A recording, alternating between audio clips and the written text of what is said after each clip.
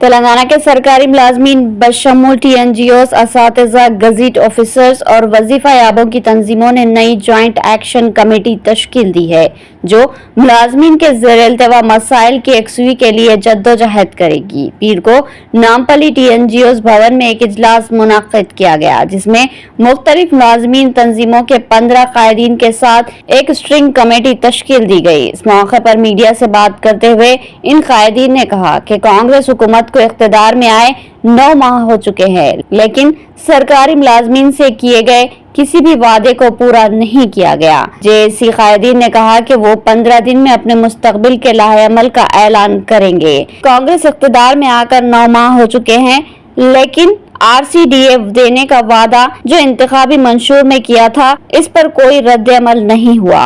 उन्होंने कहा कि 4 डीए ज़ेर-ए-इल्तिवा है। उन्होंने पुरानी पेंशन स्कीम सीपीएस को खत्म करके ओपीएस फौरन नाफिज करने का भी मुतालबा किया, जिसको कांग्रेस के मंशूर में भी शामिल किया गया था। हेल्थ स्कीम को फौरी शुरू करने का मुतालबा किया गया। उन्होंने कहा कि मौजूदा हुकूमत मुलाजमीन को 1 तारीख को तनख्वाह अदा कर रही है, लेकिन कॉन्ट्रैक्ट और आउटसोर्सिंग मुलाजमीन को 1 तारीख को तनख्वाहें नहीं मिल रही। उन्हें भी वक्त पर तनख्वाह अदा की जाए। जेएसी कायदीन ने कहा कि हम अपनी तहरीक में मजीद शिद्दत पैदा करेंगे। इन कायदीन ने चीफ मिनिस्टर रेवंत रेड्डी के गैर मुल्की दौरे से वापस आने के बाद यूनियन के कायदीन को बातचीत की दावत देने की अपील की। కార్మిక పెన్షన్ల చేసి ఏర్పాటు చేయడం జరిగింది।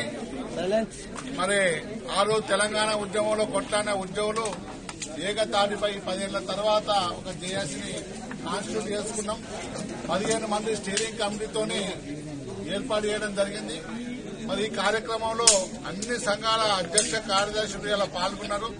దాదాపు 150 సంఘాలు ఇలా ఈ జేఏసీలో భాగస్వామ్యమైనది।